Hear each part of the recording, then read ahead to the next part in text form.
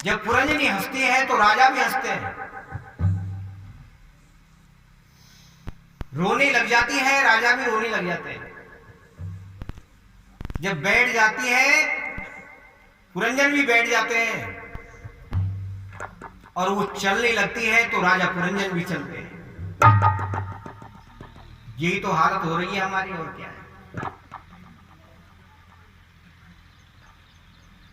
इस प्रकार पूर्ण रूपेण स्त्री के वश हो गया कौन? जीव। विप्र लब्धो महिश्वासा सर्व प्रकृति वंचिता, नेक्षण करोत यज्ञम क्लीलात क्रीडा मृगो यथा। क्रीडा मृग बन गया।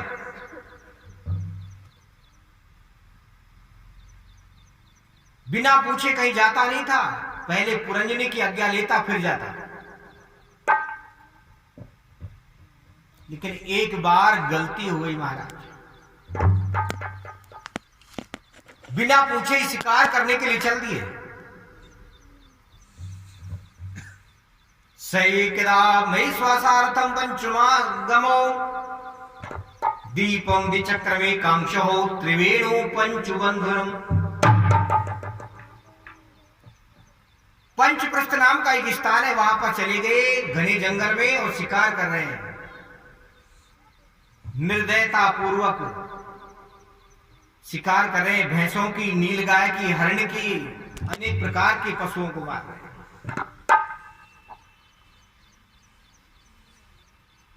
लेकिन जब पता चला है पुरंजनी को तो वो हाय हाय डकराने लगी, हाय पुरंजन, हाय पुरंजन, हाय पुरंजन।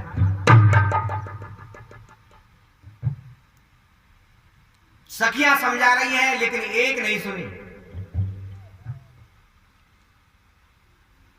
राजा पुरंजन शिकार करके जब वापस लौट करके आए तो देखा तो महल के अंदर पुरंजनी नहीं है। कौ भवन चली गई, रूठ गई। ये शिकार करना क्या है जरा गौर से समझ ले, विषय वासनाओं का शिकार। रात्रि के समय जब हम सो जाते हैं तो हमें स्वप्न आते हैं, नहीं आते हैं? स्वप्न में जाने कहां कहां चले जाते हैं। हाँ, तो वासनाओं का शिकार करता है जीव। कैसे स्वप्न आते हैं? जैसी हमारी व्रति होती है। परमात्मा के चरणों में हमारी प्रीत है, हम दिन भर दिन में कीर्तन करते हैं, उनका गुणगान करते हैं, तो रात को भी गुणगान ही करोगे। तुम्हारी व्रति अच्छी है ना, इसलिए। अगर तुम भटक रहे हो संसार में तो रात को भी भटकोगे, इसमें शंका नहीं है।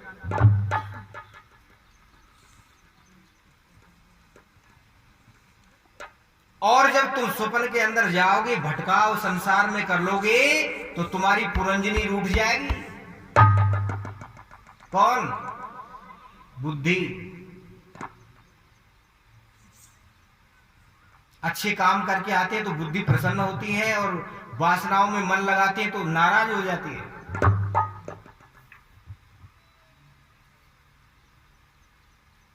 सखियों से आकर के पूछा, बोली महाराज वो तो रूठ गई। राजा पुरंजन उसकी मनहार करने जा रहे।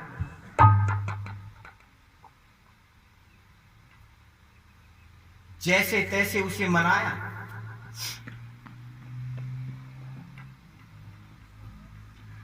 सब कुछ स्त्री को समझकर यथार्थ स्वरूप को भूल गया।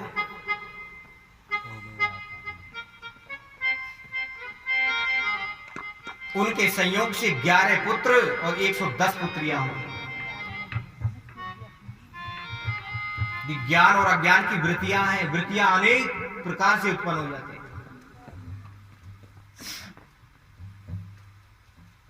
और उनके भी 100 पुत्रों ने जन्म लिया। अब ज्यादा कुटुंब बढ़ने लगा तो ममता में पड़ गया।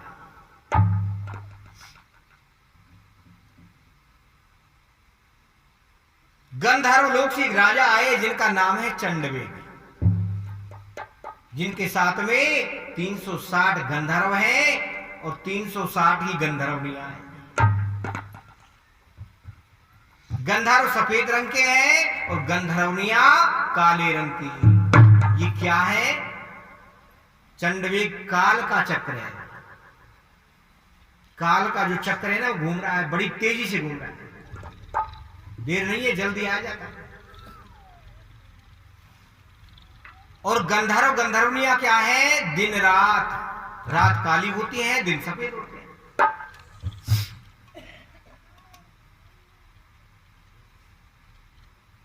राजा चंडवेग के दूतों को आज्ञा दी, राजा ने बोले जाओ इस नगरी में प्रवेश करो, घुस जाओ इस नगरी में और लूटपाट करना प्रारंभ करो। बोले राजन नगरी में चोर घुस गए। कैसे चोर घुस गए नगरी में?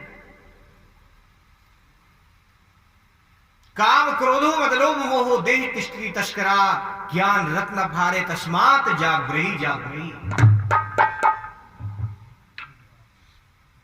काम क्रोध मद लोभ मोह रूपी चोर घुस गए इसमें।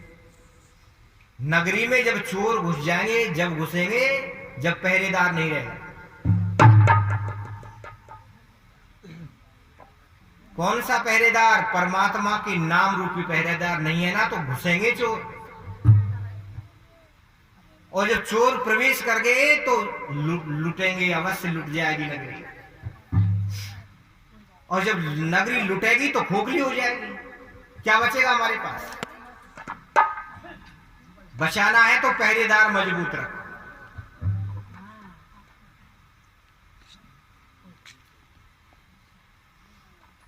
बोली राजन उसी समय एक कन्या आ गई जिसका नाम था काल कन्या। हाथ में माला को लेकर के संसार में घूम रही है, कोई मेरा वर्ण कर ले, वर्ण कर ले, वर्ण कर ले, लेकिन सबने मना कर दिया, हमें वर्ण नहीं करना।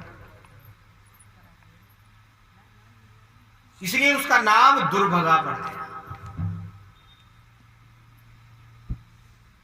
काल कन्या कहते हैं वृद्धा अवस्था। अब काल कन्या को कौन ग्रहण करे? कौन बुढ़ा होना चाहे? सब यही चाहते हैं तो जवान ही बने रहे। बढ़िया रूप रहना चाहिए हमारा, रूप नहीं बिगड़ जाए। और बुढ़े होंगे तो रूप भी बिगड़ेगा। ये जबरदस्ती आता है, परंतु मौत की 4 घंटी बजती हैं सज्जनों। कौन कौन सी? मौत की पहली घंटी बजती है सिर के बाल सफेद हो जाए।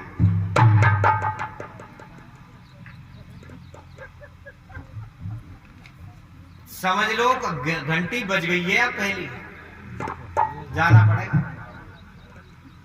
नहीं जाओगे अड़कर बैठे हो गई।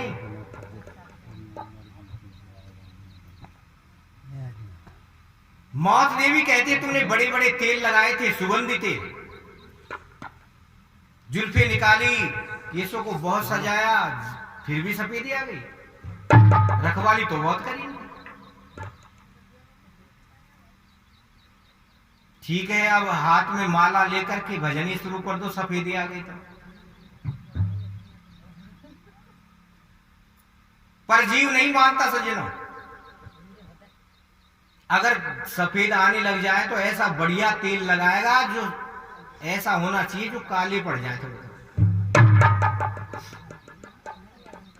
हाँ, और अगर तेल से भी काले नहीं पड़े तो पॉलिश तो आती है। आपने देखा होगा जब बेटा का विवाह करने के लिए जाते हैं ना, बुड्ढे बाबा भी पॉलिश करते हैं। क्या कहें, समझी तो जवान ही। ऐसे जवान नहीं होता है, वो तो सफेदी आ गई।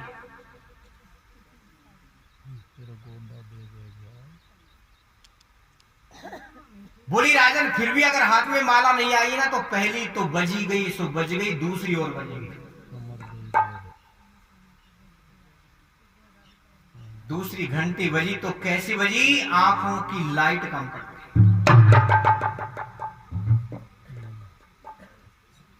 मौत कहती है तुमने बहुत दुनिया की इन आंखों से रंगरेली देखी है ना, सिनेमा,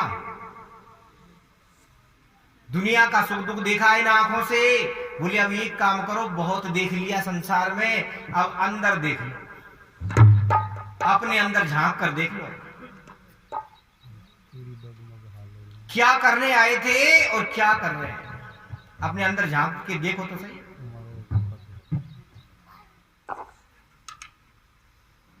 जीव नहीं मानता है, उत्तर लेंस के अपर लेंस के चश्मा बनवा लिए, फिर देखना चालू। मौत देवी कहती है तीसरी घंटी बजेगी। तीसरी बजी तो कैसी बजी, 3200 दांत निकल गए बाहर।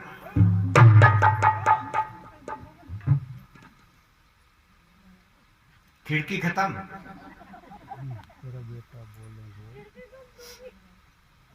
खिड़की से ही तो सुंदर लगे मकान। मकान में अगर खिड़की टूट गई ना तो राधे राधे। मौत देवी कहती है दांतों से तुमने बहुत मिर्च की पकौड़ी खाई ना, मसाला कम है थोड़ा सा। चना जोर गरम खाया, दांत नहीं रहे तो दलिया पी के भजन कर लो। जीव नहीं मानता, ऐसा बढ़िया सेट बंधवाता है, पहले से भी बढ़िया लगा दो खिड़की में। बोली राजन अगर 3 घंटी बजने के बाद भी हाथ में माला नहीं आई ना, स्मरण नहीं किया प्रभु का, तो फिर चौथी घंटी बजेगी। चौथी घंटी कैसी बजी है, कमर है जो 3 जगह से मुड़ गई। मुड़ जाता है बुढ़ापे में लठिया।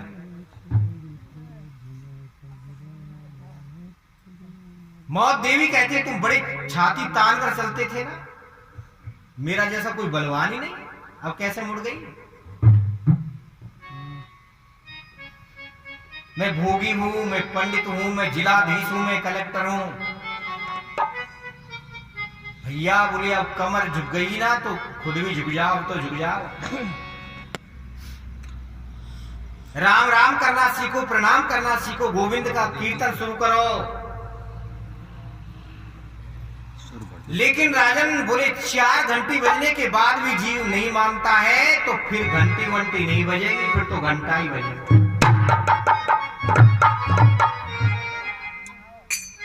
जानो ना सबसे बड़ा घंटा कब बजे, चला गया, खबर ही नहीं मिलेगी।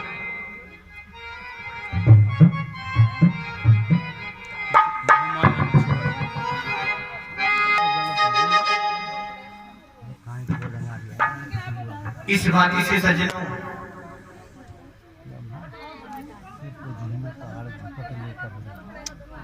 महाराज प्राचीन वरी को ज्ञान का उपदेश सुना रहे हैं।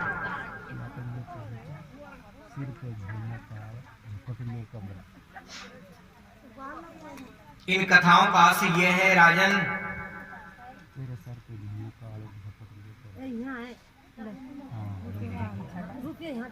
तत्कर्मम हरितोषम यस्सः विद्या तन्मे तीर्यमा तदवर्णम तत्कुलम श्रेष्ठ हो तदाश्रम शुभम भवेत्। आखिर को जीव यहां से चला जाता है, कहां चला जाता है, कहां से आता है, केवल मृतक देह पड़ी रह जाती है। उसे भी नगरवासी जो है ले जाकर के शमशान में जलाते हैं। अंत तक भी वो पंच प्राण रहता है शरीर के अंदर। शरीर रूपी नगरी जब जलती है, आपने देखा होगा अंत में एक लकड़ी का ठोसा देते हैं मस्तक में, पंच प्राण फट निकल करके गोविंदाय इसलिए क्या बता रहे हैं नारद जी कि महाराज तत्कर्मम हरितोषम यस्सा विद्या तन्मे तीरमा तदवर्णम तत्कुलम श्रेष्ठ हो तदाश्रम शुभम भवेत्। जानने की बात अब यह है, हाँ बातें नहीं भाई, क्या सुन रहे हो फिर तुम?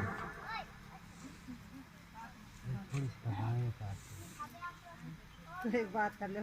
आगे बैठे हैं इनसे ही कह रहा हूं, पीछे वाले इनसे ना। क्या सुन रहे हो फिर? नहीं सुनोगे, तुम्हारी जैसे गीत हमारी घूगरी।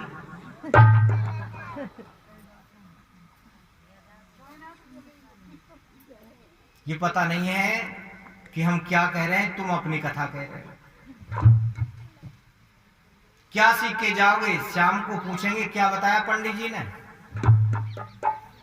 बोली गपड़ सपड़ करें ना, पता ही ना लगे। ये पता ना हमारे अंदर चल रही गपड़ सपड़। ध्यान के लिए आते हैं, सत्संग के लिए। कुछ सुनोगे ज्ञान होगा, दुर्बुद्धि नष्ट हो जाएगी,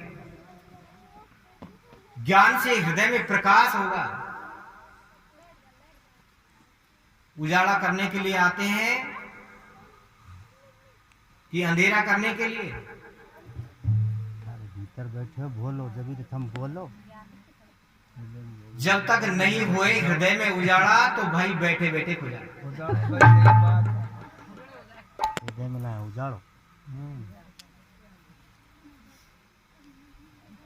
क्या बता रहे? बोली ही राजन, सच्चा कर्म वही है जिससे भगवान प्रसन्न हो जाए। जिस कर्म से भगवान प्रसन्न नहीं होते वो कर्म सच्चा नहीं है, झूठा है। सच्ची विद्या वही है जिससे प्रभु भक्ति में मन लगे। भक्ति में मन लगे जिस विद्या से, वो सच्ची भक्ति है।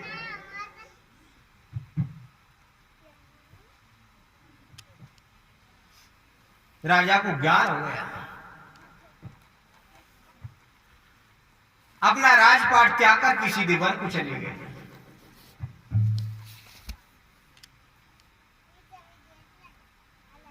इन्हीं के वंश में आगे चलकर के महाराज प्रियव्रत के बेटा आनंद हुए। आनंद के बेटा नाभिराज हुए, नाभिराज के बेटा हुए थे ऋषभ देव जी। ये भगवान विष्णु की साक्षात अनुपाल ले सकते थे।